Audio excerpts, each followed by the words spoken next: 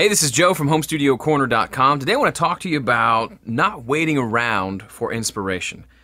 If you work in the studio, whether you're writing and creating music or just working on a mix for a client, either way, if you wait around until you feel like working on the music, it's not the best way to work. Why? Because sometimes it's just work. It takes work to get in the studio and create something.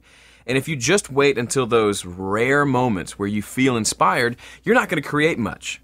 You may create something a couple times a year, depending on how busy you are. You might just not have the mojo or that feeling that you want to get in the studio and create. And that's not a way to work.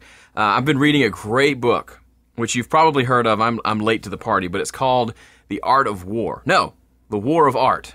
Backwards, by Steven Pressfield. And I'm about halfway through, but it's just generally about the idea of being creative and being an artist, so to speak, and the discipline that takes and the mindset and all that stuff. It's a great book.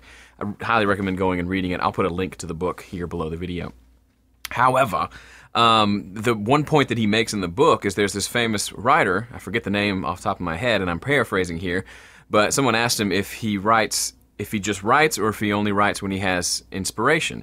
And he said, well, I only write when I have inspiration. Incidentally, inspiration happens at exactly 9 a.m. every morning. Point being, he makes it a point to get into his writing space and to write at the same time every day. Now, you may not be able to do it every day because you may have a day job and other commitments and you can't get into your studio that regularly, but you do need some sort of regular interaction with your studio. For one thing, you might just forget some of the stuff you learned if you're not constantly using it. And secondly, that you need to get those creative juices flowing. I hate that phrase, but you need to be engaging in some creative activity even when you don't feel like it.